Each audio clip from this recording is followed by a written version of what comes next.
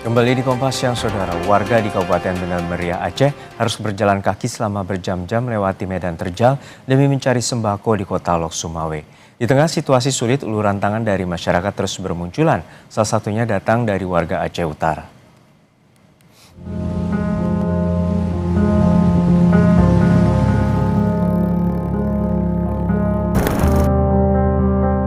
Hanya tekad kuat yang menguatkan langkah para penyintas bencana di Kabupaten Bener Meriah, Aceh.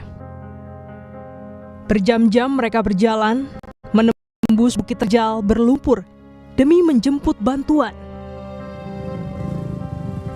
Tak ada pilihan lain, jalur lintas KKA saat ini menjadi satu-satunya akses jalan darat bagi warga Aceh Tengah dan Bener Meriah yang ingin menerobos ke kota Lok Sumawe untuk membeli sembako. Setiap harinya, ribuan penyintas bencana melintas di jalur ini demi memenuhi kebutuhan pangan yang kian menipis. Di tengah situasi sulit ini, aksi gotong royong dari masyarakat terus bermunculan. Seperti yang dilakukan sekelompok warga Aceh Utara ini. Mereka mendatangi jalur KKA, memberikan bantuan logistik kepada siapapun warga yang melintas. Beragam bantuan disalurkan, mulai dari air mineral, sembako, solar, hingga gas LPG. Aksi kemanusiaan ini menghadirkan pesan yang sama, bahwa penyintas tidak berjuang sendirian. Ini juga menjadi bukti bahwa solidaritas tak mengenal terjalnya medan.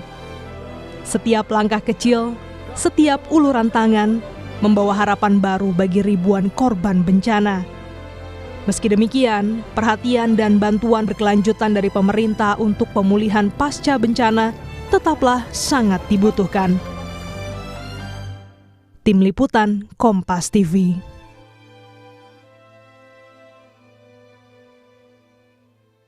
Di tengah duka pasca bencana, kepedulian dari masyarakat terus tumbuh untuk meringankan beban para penyintas atau korban banjir bandang.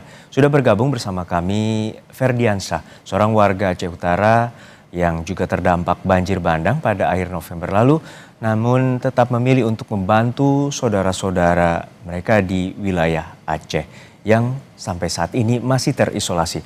Assalamualaikum Mas Ferdiansyah. Semoga dalam kondisi sehat-sehat selalu ya Mas. Mas, ini tentu upaya Mas dengan rekan-rekan merupakan inspirasi dan juga terus memberikan harapan bagi warga korban banjir bandang yang saat ini sangat membutuhkan bantuan.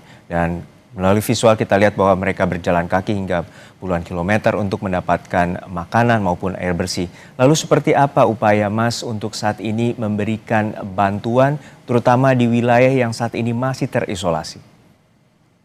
Ya, baik. Bismillahirrahmanirrahim. Assalamualaikum warahmatullahi wabarakatuh. Dapat kami informasikan dari Aceh Utara bahwa saat ini Kabupaten Aceh Utara sendiri juga mengalami musibah banjir dan longsor yang cukup parah. Dan di beberapa kecamatan, terutama di Kecamatan Langkahan dan Kecamatan Sawang juga memberikan dampak yang luar biasa besar. Nah, pada hari Kamis saya mendapatkan laporan dari staf saya bahwa ada kerabatnya yang menangis di Bener Meriah dan Takengon untuk mencari beras. Nah, lalu kami berinisiatif untuk bertanya bagaimana cara kami untuk bisa mengakses dan memberi bantuan beras ke wilayah Aceh Tengah dan Bener Meriah. Kami akan jemput dengan jalan kaki dari Bener Meriah ke satu titik yang kami sepakati, yang kami sebut dengan camp, yaitu sebagaimana visualisasi video yang ada. Di sana kami mencoba mengumpulkan bantuan dari hamba-hamba Allah yang berinisiatif untuk bersedekah. Kami salurkan di titik tersebut. Nah, untuk mencapai titik tersebut dari Aceh Utara, kami menempuh jarak waktu kurang lebih 2 jam karena terjalannya jalan dan banyak sekali longsoran. Nah, jadi kalau misalnya kita melihat geografis dari Aceh Utara ke Aceh Tengah itu hanya jarak normal itu 2,5 jam.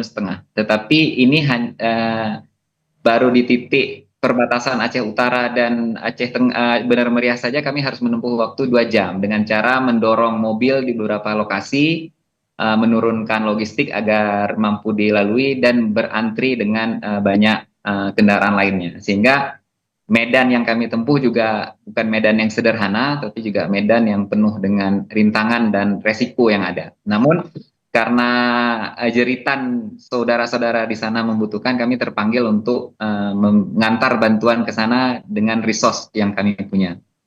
Mhm. Yang tadi sempat diinfokan oleh Mas Ferry bahwa sebelumnya bila normal hanya membutuhkan waktu 20 hingga 25 menit menuju perbatasan Benar Meriah, ini dibutuhkan waktu 2 jam. Artinya wilayah ini benar-benar terputus aksesnya akibat tanah longsor. Untuk saat ini menggunakan kendaraan apa dan berapa banyak bantuan yang telah disiapkan, terutama tadi untuk memberikan bantuan bagi warga di Benar Meriah dan juga wilayah tertentu yang masih terisolasi?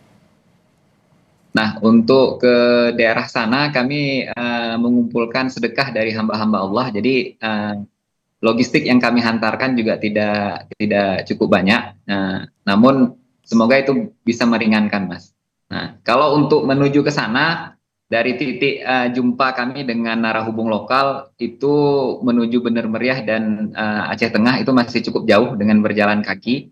Nah, dengan kondisi yang seperti kita ketahui bersama, jalanan putus, jadi tidak bisa dilalui dengan mudah. Nah, jadi mungkin bantuan juga masuk ke ibu kota Benar Meriah atau ibu kota Aceh Tengah, tapi warga di sana itu bukan terlokalisasi hanya di kota, tapi juga di perbukitan, di pergunungan yang mereka harus survive untuk bisa hidup, sehingga secara mandiri mereka harus menempuh jalan kaki untuk mendapatkan sembako, untuk mendapatkan bahan pokok lainnya gitu. Selain tadi bahan pokok apa saja dan juga air bersih apa saja yang bantuan yang paling sangat sangat dibutuhkan oleh warga saat ini? Kalau menurut kami melihat di lapangan langsung adalah bantuan pemerintah untuk segera membuka akses jalan sehingga bantuan logistik lebih mudah dicapai lewat jalur darat. Karena lokasinya, Mas, saya nggak bisa mendeskripsikan. Kalau misalnya ada kata memprihatinkan, mungkin 2 level atau 3 level lebih dari kata memprihatinkan, itu yang bisa saya gambarkan lokasi terjalnya mereka harus menempuh untuk mencari sembako, Mas. Hmm. Untuk saat Yang paling silakan. pengerahan alat berat itu harus segera agar bisa dilalui dengan mudah untuk orang-orang yang ingin memberikan bantuan logistik di luar dari pada relokasi rumah warga yang hancur, kampung yang hancur dan sebagainya. Berarti untuk saat ini belum ada upaya apapun dari pemerintah setempat ataupun dari BNPB untuk membuka jalur tersebut menggunakan alat berat dan lain sebagainya. Saya melihat ada beberapa alat berat di sana, namun saya tidak tahu resource alat beratnya itu dari mana. Saya tidak bisa berkomentar lebih jauh, tetapi saya melihat ada satu atau 2 alat berat yang berada di lokasi longsoran tersebut sedang bekerja, tapi saya tidak tahu itu dari instansi mana. Tapi yang pasti alat berat yang ada saat ini itu tidak cukup Oke. untuk bisa segera membuka jalur dan memperbaiki jalur, karena itu kan tebing-tebing, Mas. Jadi mereka harus menaiki dan menuruni lereng dan tebing untuk membawa bantuan. Baik. Untuk saat ini apakah dari pengamatan Anda sudah ada posko medis ataupun posko kesehatan bagi warga terutama penyintas yang saat ini masih berlalu larang menggunakan seadanya ataupun berjalan kaki untuk membutuhkan obat-obatan?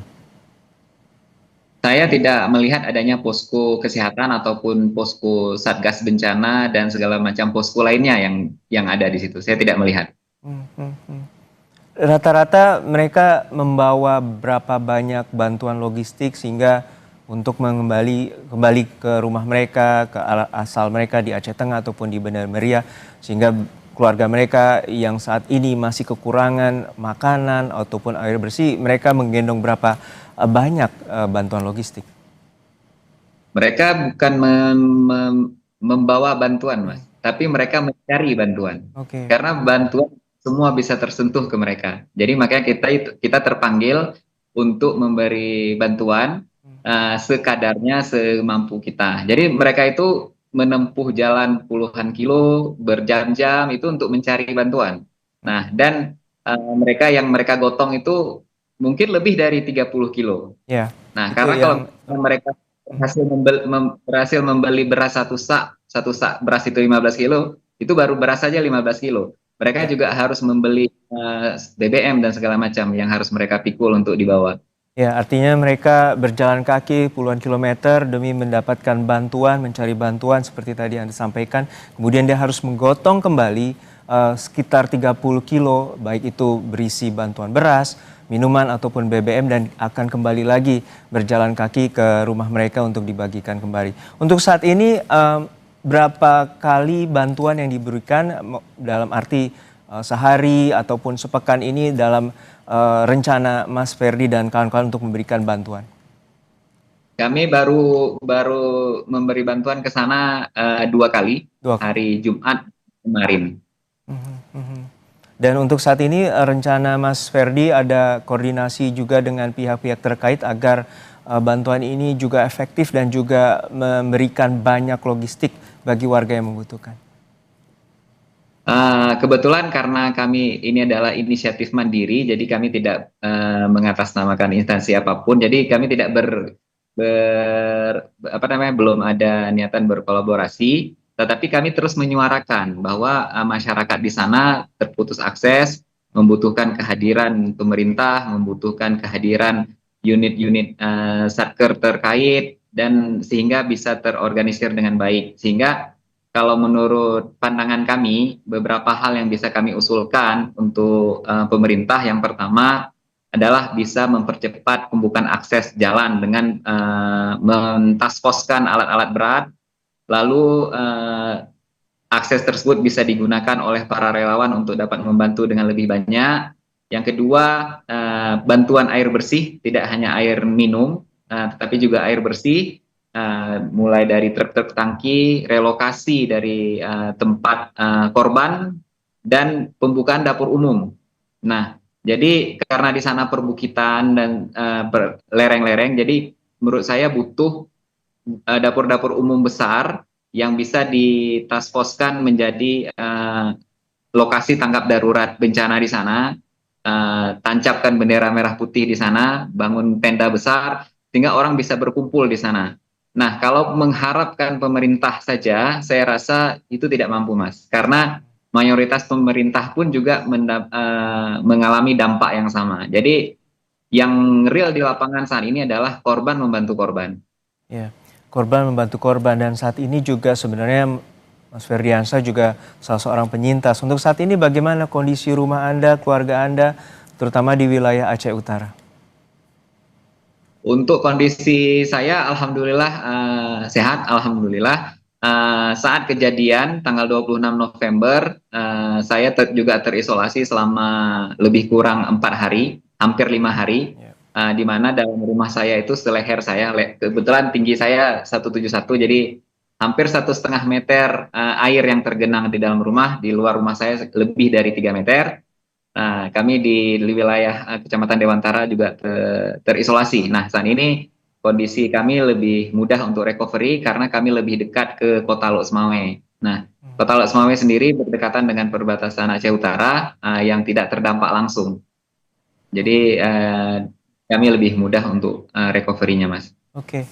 Artinya pasokan listrik dan lain sebagainya, kemudian air bersih dan juga logistik ini relatif mudah didapatkan untuk saat ini ya? Khusus di lokasi saya itu mudah didapatkan karena kita membangun ada fasilitas air bersihnya. Nah, tetapi untuk lingkungan yang lebih luas di Aceh Utara, di Kecamatan Sawang, di Kecamatan Langkahan, itu sangat miris kondisinya, Mas. Oke. Nah, itu tidak seideal di lokasi di Kota Lok Sumawe ini. Nah, padahal berbatasan dengan Kota Lok Sumawe. Karena itu kondisi yang jauh lebih parah. Nah, Estimasinya ada berapa banyak pengungsi di sana atau berapa warga yang membutuhkan? Kalau jumlahnya saya tidak punya angka yang pasti, tetapi cukup besar. Cukup banyak ya. Dan untuk saat ini bila ada instansi terkait yang ingin mengontak Anda dan mungkin bekerja sama untuk memberikan bantuan, terutama di wilayah yang saat ini masih terisolasi, bantuan apa atau logistik apa saja yang mungkin bisa diterima oleh Mas Ferdiansyah dan kawan-kawan? Jadi pikir logistik, kita tidak hanya ya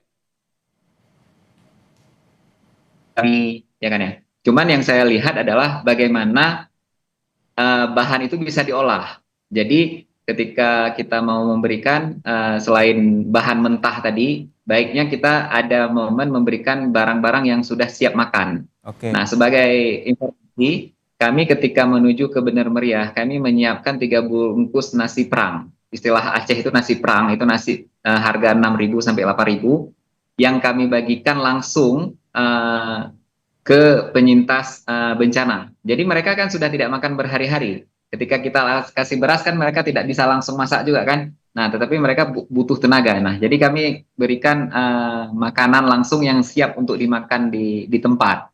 Nah, makanya saya menyampaikan banyak posko-posko pengungsian, banyak titik-titik pengungsian yang saat ini itu membutuhkan bantuan. Tapi kalau semakin banyak posko, maka distribusi bantuan itu akan semakin sulit karena semua orang merasa membutuhkan, sehingga butuh kehadiran pemerintah untuk bisa mengorganize pengungsi-pengungsi ini menjadi 1 titik lokasi atau 3 titik lokasi yang dikoordinir dengan baik, Mas. Nah, sehingga orang bisa terfokus di situ, distribusi logistiknya di situ, dapur umum di situ dengan segala lengkap dengan peralatan masak dan LPG-nya. Karena untuk masak pun di Aceh Utara dan Aceh pada umumnya listrik pada mati, listrik tidak hidup.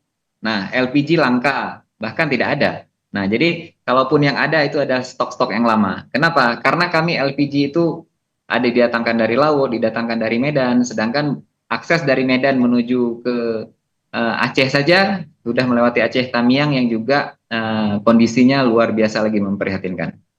Baik. Sehingga kita memang mendorong agar bencana musibah yang dialami Aceh khususnya di tempat kita, Medan dan Sumatera Utara itu lebih diperhatikan dengan alat-alat negara yang lebih masif, terstruktur dan terorganisir untuk membantu warga-warga yang terdampak. Ya, membutuhkan koordinasi yang cepat, membutuhkan organisasi di mana membutuhkan alat berat dan juga dapur umum yang besar agar bantuan dapat disalurkan demi warga yang saat ini sangat membutuhkan, terutama di wilayah terisolasi. Dan saat ini merupakan tindakan mulia dari Mas Ferdiansyah dan rekan-rekan, terutama saat ini sebenarnya Mas Ferdiansyah merupakan korban banjir bandang juga pada akhir November lalu, namun saat ini dengan sukarela memberikan bantuan bagi warga yang saat ini sangat membutuhkan. Terima kasih sekali lagi Mas Ferdiansyah atas waktunya telah berbagi bersama kami di Kompas Siang. Sehat-sehat selalu Mas Ferdiansyah. Assalamualaikum. Terima kasih. Waalaikumsalam warahmatullahi wabarakatuh.